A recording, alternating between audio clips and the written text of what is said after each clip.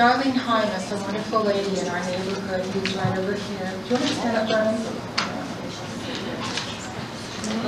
She was president of Riverside Ladies Auxiliary, and she had 4 very close, good friends in our neighborhood that were musicians. And so she went to these ladies and she asked them to do a special program for her and her women's group. Their collaboration is the program that you're going to hear today, the Classics Go Broadway. And these wonderful, talented, accomplished ladies and musicians have done this program, I don't know how many times.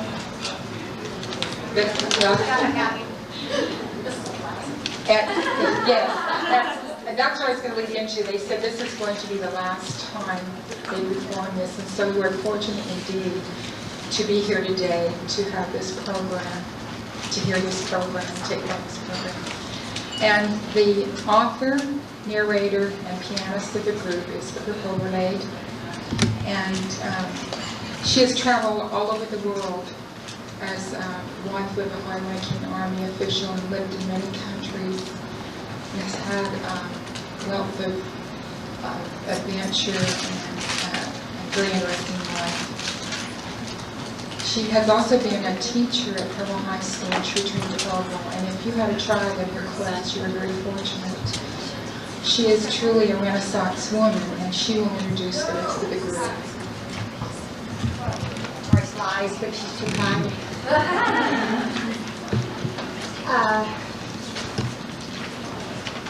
How shall I start this? Elizabeth Funk, Janet Bradshaw, and Carol Gibson run the gamut from A to Z when it comes to musical talent. They can do anything. And so they're much in demand as soloists.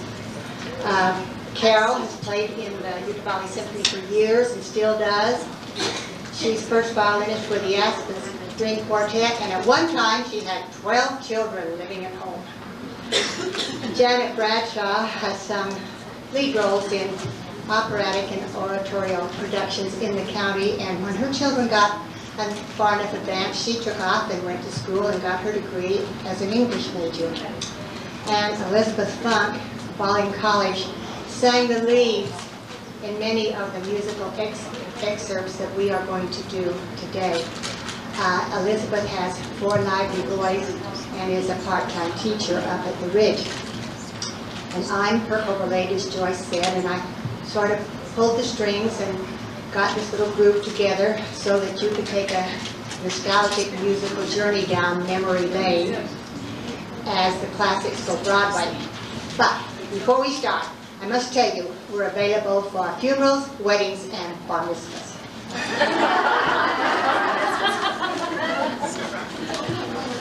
American's contribution to the theater was the musical comedy, and no one does it better than we do.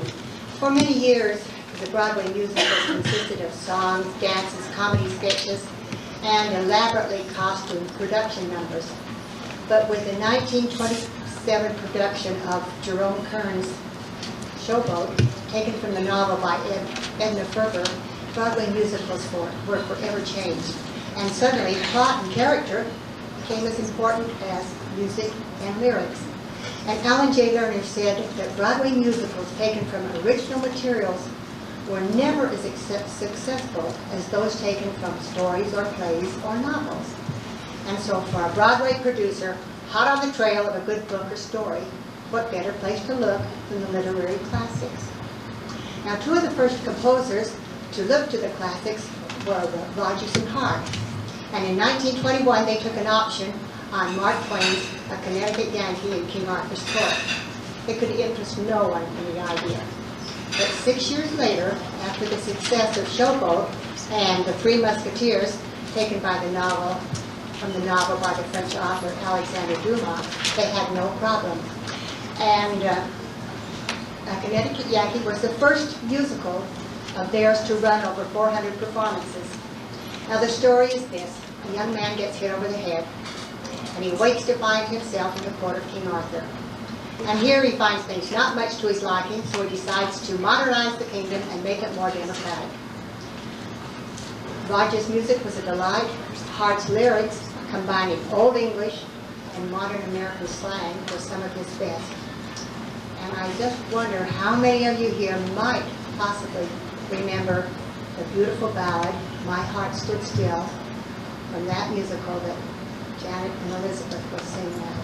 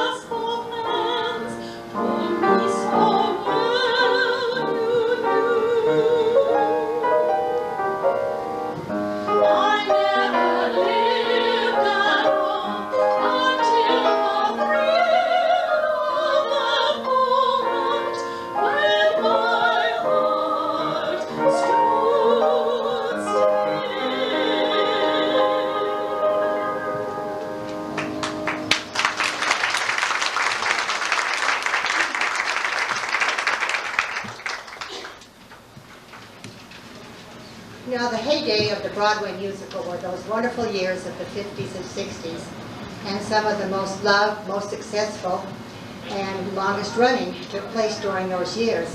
In 1953, the magical Kismet appeared on Broadway. Music was from themes by Alexander Borodin, and the book from those wonderful Arabian stories from 1001 Nights. Now, these stories were first published in Arabic, although many came from ancient Persia. And in the 1700s, a Frenchman named Galland brought them to Europe and translated them. And now they are published in more languages than any other single book except the Bible.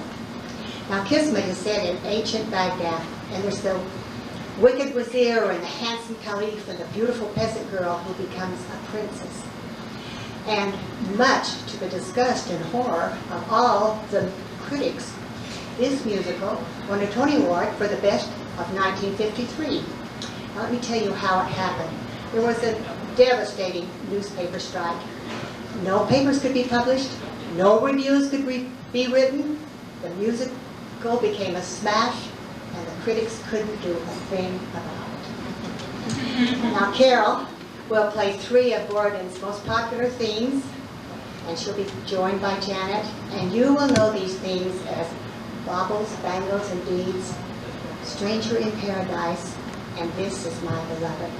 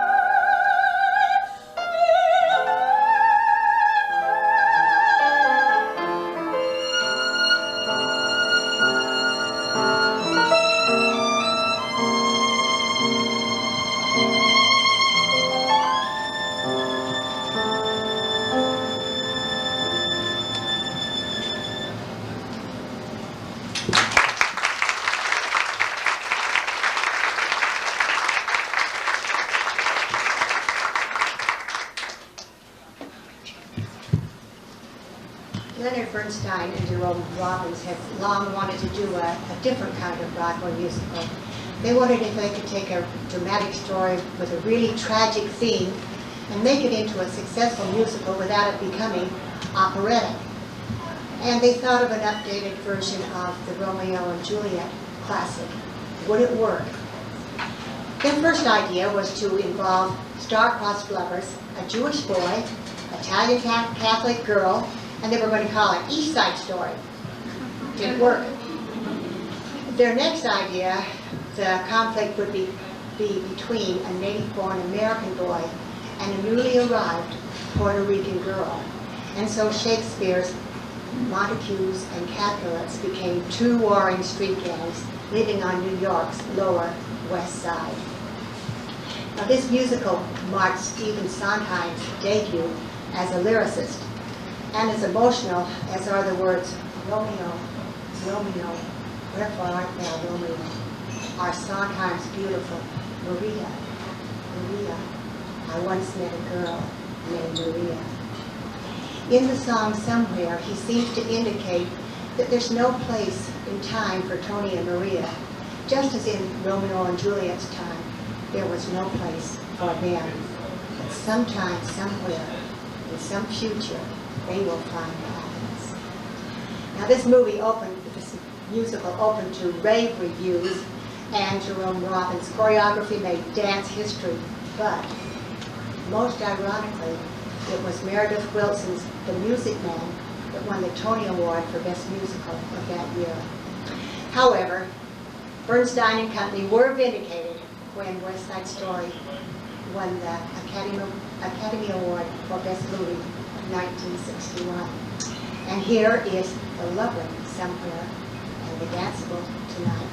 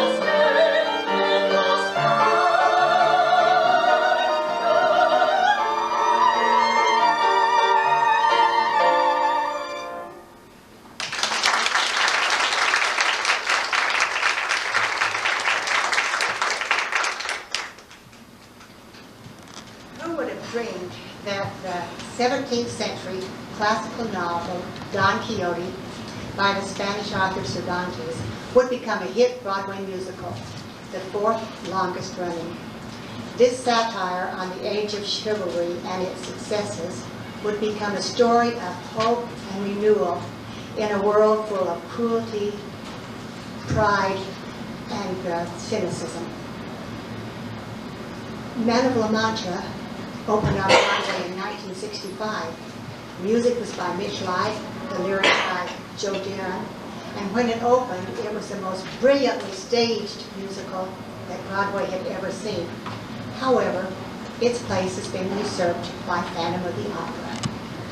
Perhaps because these were the turbulent years of the 60s, the idealism of the hero, Don Quixote, as expressed in that stirring song, The Impossible Dream, which Carol's going to play, gave everyone hope.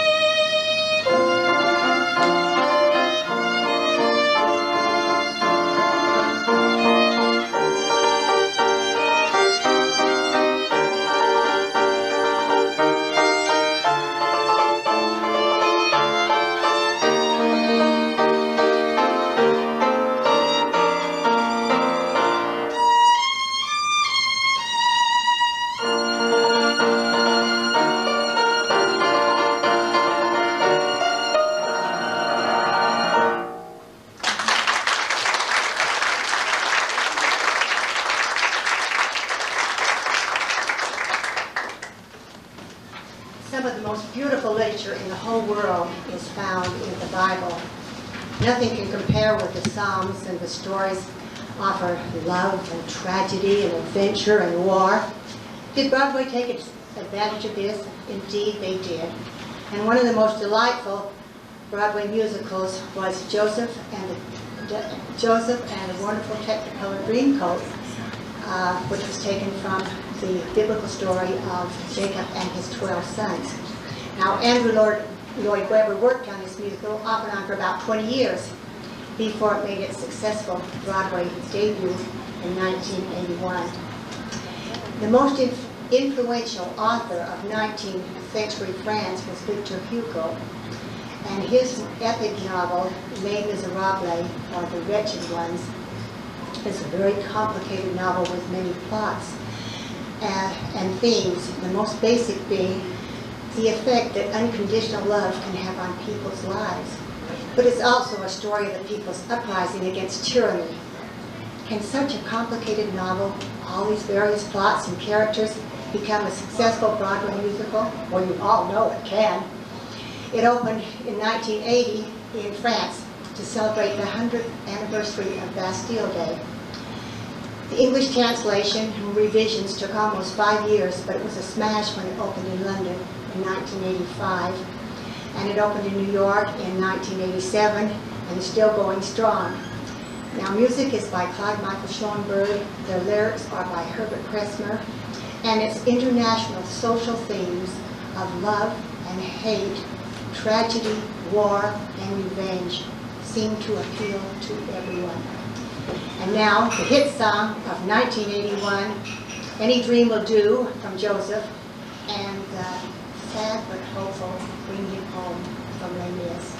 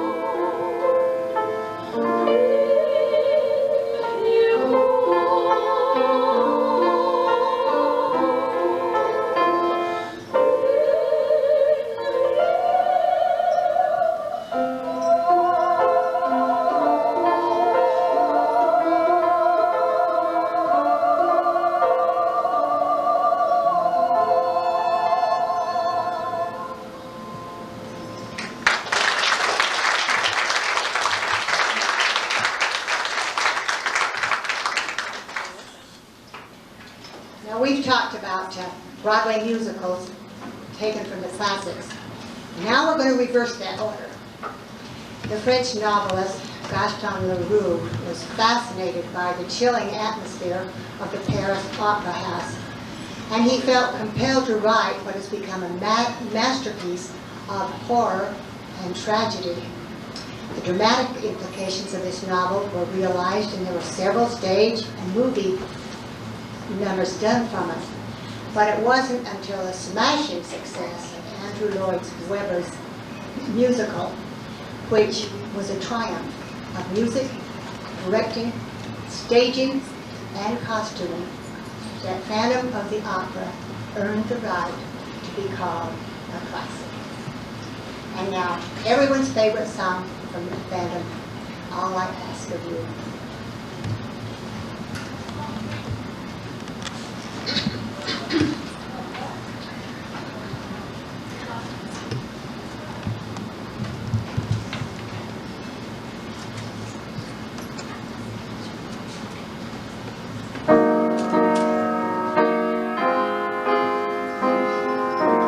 No more darkness, for there is my light.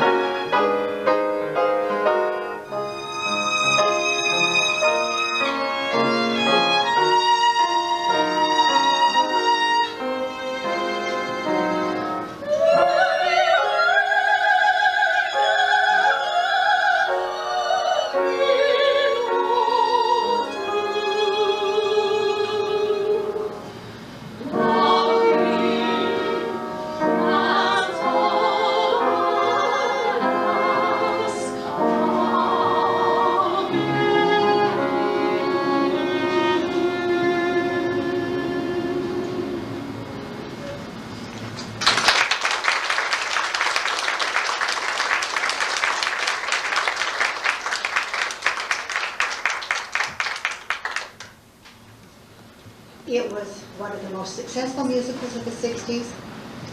It was one of the most loved by theatergoers, young and old alike. And Bert Atkinson, drama critic for the New York Times, called it the most influential musical of the 20th century. What am I talking about? My Fair Lady, of course. In 1952, the Hungarian director, Gabriel Pascal, approached Lerner and Loewe and said, how about taking George Bernard Shaw's play Pygmalion and making it into a musical? They weren't very eager, but they worked on it for about 6 months, and then, as so many before them had done, gave up in despair. A couple of years later, they tried again, and this time they really got to know the characters and to know the play. And they found that the score just seemed to flow. In fact, they were even able to use much of Shaw's original dialogue. And so the single line, "The rain in Spain stays mainly in the plains," became 3 verses, 3 choruses, and an act routine. They stayed very close to Shaw's idea that there would be no social injustice, no sort of place in society if people would just learn to speak correctly. And this, of course, was proved delightfully by Eliza in her scenes at Ascot and the Embassy Ball, in spite of some very obvious faux pas. Well, Rex Harrison was everyone's choice to play for Professor Higgins, but he didn't sing a note. So they taught him to say the words in time to the music on a certain pitch. Now, the reigning Broadway queen, Mary Martin, was their choice for Eliza. So they went to her apartment one Sunday afternoon with 5 new songs, and they played them for her. She hated every one of them. And thus, a young British actress playing an ingenue role on Broadway was asked to try out, and Julie Andrews became Eliza. And even that crusty, cantankerous old Shaw would have had been pleased with it themselves. This musical won the Drama Critics Award, won the Tony Award for Best Musical. The movie version won the Academy Award, and it's one of the favorites of all the touring company shows. And so to end our musical journey down memory lane, we're going to present 3 numbers that you'll all remember from this hit show. And when you leave, go with the song in your heart.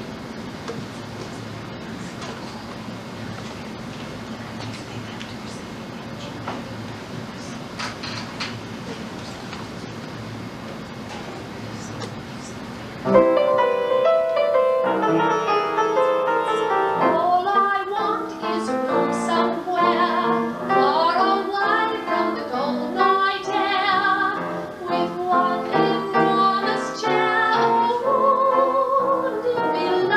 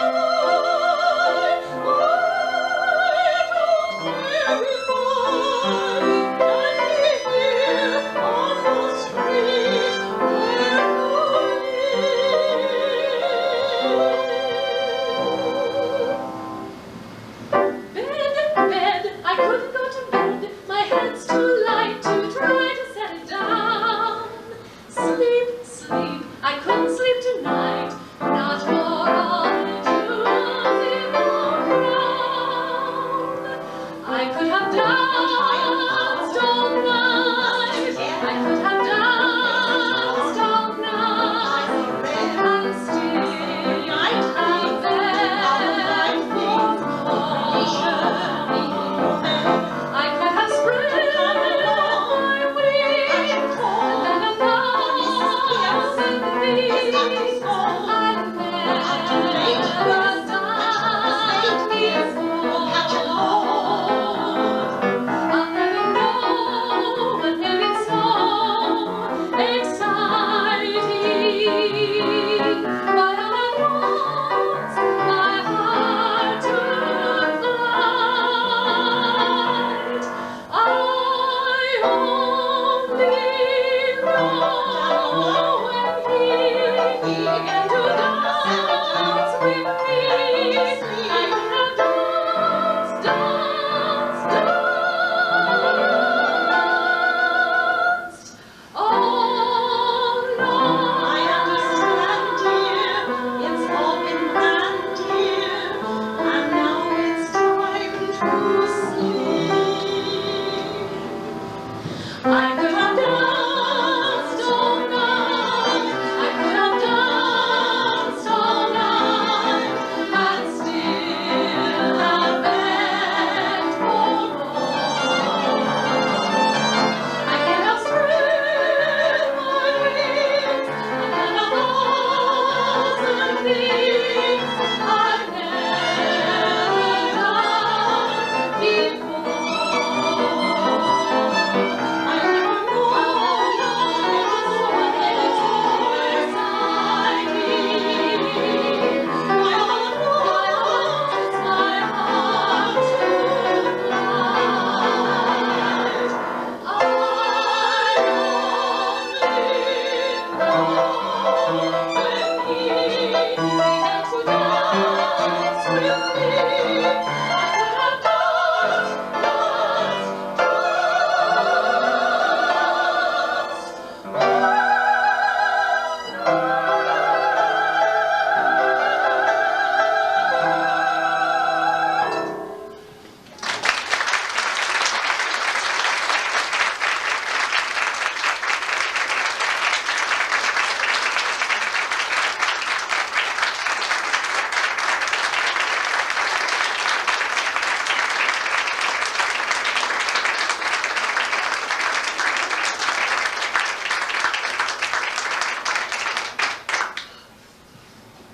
Aren't they wonderful? We just really appreciate you coming and doing that for us today. We appreciate Walden Cove and all that they've done to make this a really wonderful event. You guys really do appreciate you coming. It's nice audience. It's all that Joyce said it would be, and then some. It was really good. The new gals, if you didn't get one of the bouquets that was on the table, you're welcome to take one of those, and we appreciate you all coming. If you want fashion show tickets, Lily's there. If you didn't get a directory, they're right in that door right there, and we'll get them out for you. So, thanks for coming.